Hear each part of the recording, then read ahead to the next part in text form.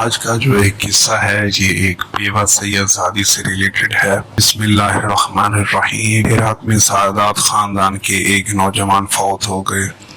ان کی بیوی اپنی بچیوں کو لے کر سمرقند ہجرت کر گئی کہ کوئی اسباب معیشت نہیں تھے عراق میں، تو وہاں سے پوچھا کہ یہاں کوئی سخی سردار ہو، تو پتہ چلا کہ ایک مسلمان بڑا سخی ہے اور ایک مجوسی جو آگ کا پجاری تھا بڑا سخی ہے۔ تو وہ مسلمان بادشاہ کے پاس گئی اور کہا کہ میں آل رسول سے ہوں، بیوہ ہوں اور مسافر ہوں، مجھے ٹھکانہ چاہیے۔ تو اس سردار نے کہا تیرے پاس کون سی سند یا دلیل ہے جس سے مجھے پتا چلے کہ تو سچ کہہ رہی ہے؟ تو اس عورت نے کہا مسافر ہوں۔ اب یہ دلائل کہاں سے لاؤں؟ کہنے لگا یہاں تو ہر انسان کہتا ہے کہ میں سید ہوں اور آل رسول سے ہوں۔ تو وہ چلی گئی اس مجوسی کے پاس جو آگ کا پجاری تھا، کہا کہ میں مسلمانوں کے نبی کی آل سے ہوں، پردیسی ہوں، ٹھکانہ چاہیے۔ اس نے اپنی بیوی کو ساتھ میں بھیجا جہاں سید زادی کی بچیاں مسجد میں بیٹھی ہوئی تھی، انہیں لے کر گھر آ گیا۔ سمرقند بڑا ہی ٹھنڈا علاقہ ہے، تو انہیں کھانا کھلایا، سلایا۔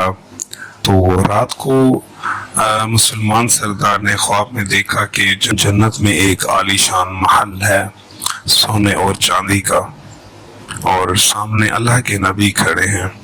سردار نے پوچھا یا رسول اللہ یہ محل کس کا ہے؟ فرمایا یہ محل ایک ایمان والی کا ہے۔ تو سردار نے عرض کیا یا رسول اللہ میں بھی ایمان والا ہوں۔ تو آپ صلی اللہ علیہ وآلہ وسلم نے فرمایا ایمان کی کوئی دلیل پیش کرو۔ تو ایک دم گھبرا گیا اور پریشان ہو گیا۔ تو آپ صلی اللہ علیہ وآلہ وسلم نے غصے سے فرمایا میری بیٹی تیرے پاس آئی تھی، اس سے دلیل اور سند مانگنے لگا، دور ہو جا میری نظروں سے۔ جیسے ہی اس کی آنکھ کھلی اس نے چیخو پکار شروع کر دی، ڈھونڈنے لگا کہ کہاں گئی وہ عورت اور بچی۔ تو پتہ چلا وہ تو آگ کا پجاری لے گیا۔ تو ننگے پاؤں بھاگا اور زور زور سے دروازے پر دستک دینے لگا۔ مجوسی باہر نکلا اور پوچھا کیا ہوا؟ تو مسلمان سردار نے کہا کہ وہ مسلمان عورت اور بچی آئی ہوگی، انہیں میرے ساتھ بھیج دو۔ مجوسی نے کہا سردار یہ سودا نہیں ہو سکتا۔ اس نے کہا 300 دینار لے لو، جو کہ اس ٹائم کی بہت بڑی رقم ہوتی تھی، لیکن وہ خاتون مجھے دے دو۔ مجوسی نے کہا حضور بغیر دیکھے سودا کیا تھا، اب تو دیکھ چکا ہوں، اب کیسے واپس کر دوں؟ جیسے آپ نے خواب دیکھا ویسے ہی میں نے بھی خواب دیکھا۔ جب آپ کو ڈانٹ پڑ رہی تھی میں بھی اس خواب میں موجود تھا، اور آپ کے بعد نبی صلی اللہ علیہ وآلہ وسلم میری طرف متوجہ ہوئے اور فرمایا تم نے میری بچی کو پناہ دی، اللہ نے تیری اور تیرے پورے خاندان کی بخشش کر دی ہے اور تیرے لیے جنت کا فیصلہ کر دیا ہے۔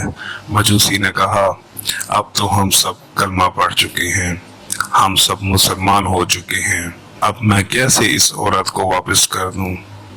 تو بھائیوں ہر سید اور سید زادیوں کی قدر کیا کرو۔ جس نے کہہ دیا میں سید ہوں تو اس کی عزت کرنا آپ سب پر لازم ہے۔ اگر کوئی جھوٹ بھی بولے گا تو اس کے ذمہ دار وہ خود ہوگا، اور محمد و آل محمد اس کا خود ہی فیصلہ کریں گے۔ اس بات سے یہ نتیجہ نکلا ہے کہ جو رسول صلی اللہ علیہ وآلہ وسلم ایک سید زادی کو خالی لوٹانے پر اتنا غصہ کر سکتے ہیں، تو سوچیں جب نبی پاک صلی اللہ علیہ وآلہ وسلم کی اپنی بیٹی دربار سے خالی لوٹائی گئی تو آپ صلی اللہ علیہ وآلہ وسلم پر کیا گزری ہوگی؟ سوچنا ضرور۔ اللہ حافظ۔